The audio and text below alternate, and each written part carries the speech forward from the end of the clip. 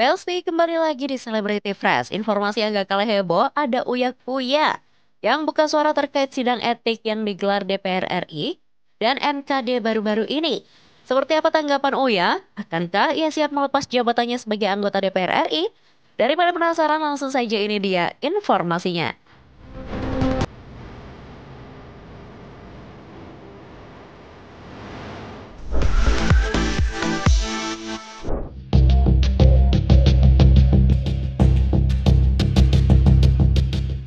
Belsti di balik sosoknya yang selalu ceria dan nyentrik di layar kaca, kini Uya Kuya menghadapi badai yang tak kalah besar.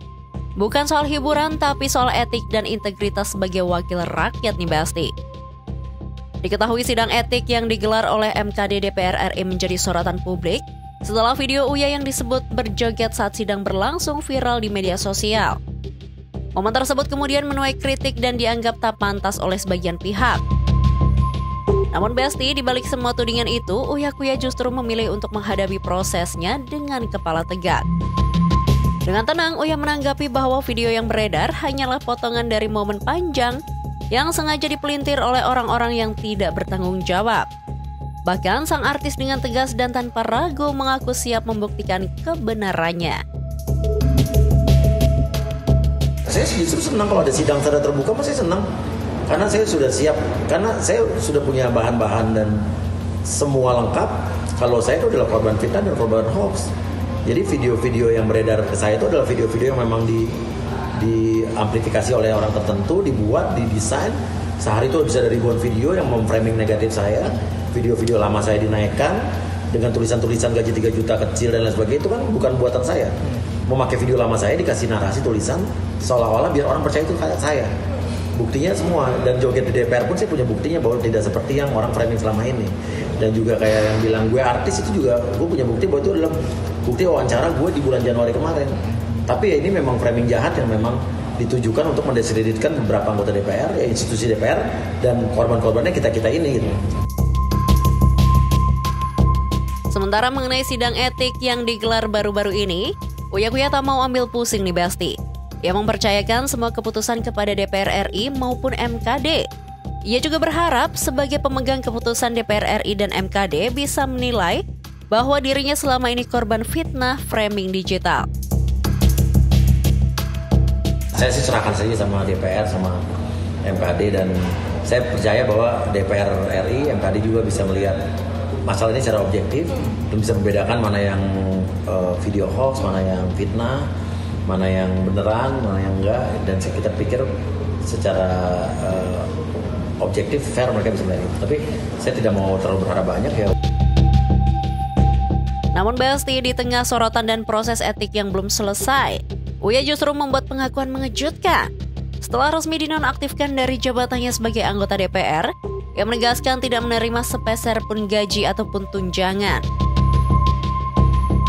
Selama saya nonaktif, saya memang tidak menerima apapun gaji tunjangan, tidak. Jadi kalau kemarin ada yang bilang tetap menerima gaji tunjangan, itu fitnah.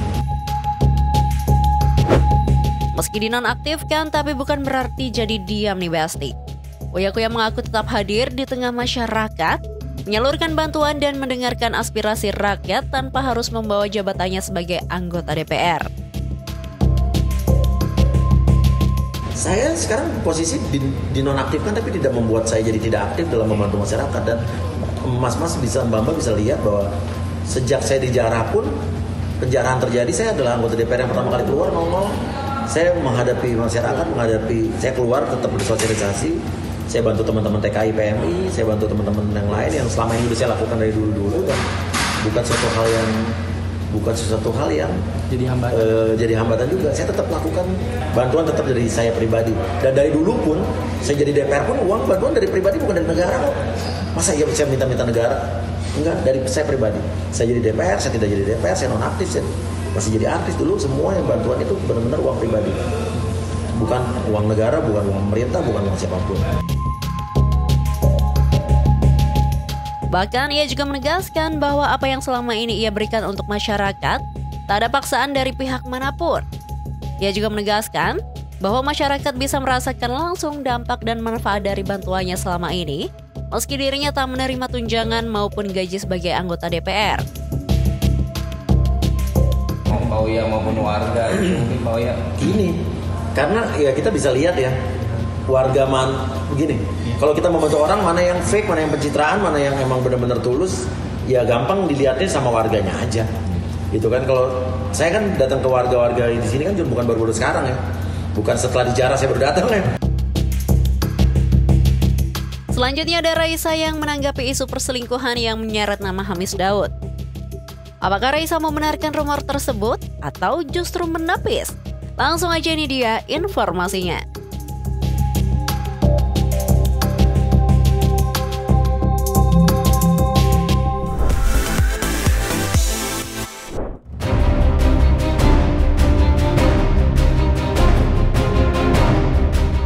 Besti, setelah kabar perceraian Raisa dan Hamis Daud bocor ke publik, kini Pengadilan Agama Jakarta Selatan menggelar sidang perdana perceraian tersebut. Namun sayang, dalam sidang perdana tersebut Hamis Daud terlihat tidak hadir, bahkan tak diwakilkan oleh kuasa hukumnya. Apakah memang benar sudah ada kesepakatan antara Hamis dan Raisa untuk berpisah secara baik-baik? Sementara menurut kuasa hukum Raisa, Putra Lubis, ketidakhadiran Hamis Daud maupun kuasa hukumnya menyebabkan sidang ditunda ke pekan depan nih Besti. Jadi agenda hari ini sesuai jadwal persidangan hari ini adalah panggilan para pihak. Hari ini kami hadir selaku kuasa hukum dari penggugat, tapi tadi dari tergugat tidak hadir. Bersamaan dengan pernyataan tersebut, kuasa hukum yang mewakili Raisa itu pun buka suara menanggapi rumor yang sedang ramai diperbincangkan warganet di jagat maya. Ya, di tengah proses hukum yang masih berjalan, publik justru dihebohkan dengan kabar isu perselingkuhan antara Hamis Daud dengan selebgram Sabrina Alatas. Sontak saja hal ini membuat publik bertanya-tanya, benarkah ada orang ketiga di balik retaknya rumah tangga Hamis dan Raisa itu? Dan apa kata Raisa soal rumor yang kini santer diperbincangkan itu? Ya, untuk saat ini juga segala rumor, kami juga himbau ke masyarakat ya. Untuk saat ini segala rumor atau mungkin ada postingan-postingan, spekulasi-spekulasi terhadap kondisi rumah tangga itu kan selama sumbernya tidak valid ya itu tidak benar. Jadi saat ini memang tidak ada juga keinginannya dari para pihak untuk bisa mengungkapkan atau memberikan statement karena dari pernyataan terakhir surat terbuka itu sudah cukup. Selama memang tidak ada hal yang perlu klarifikasikan, dijawab, ya itu berarti kan tidak benar.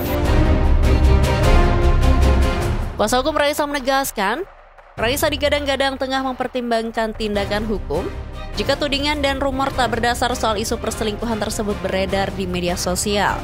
Langkah ini bukan soal balas dendam ya Besti, tapi soal menjaga kehormatan dan batas privasi seorang ibu sekaligus public figure. Saat ini sih fokusnya adalah persidangannya aja Mbak.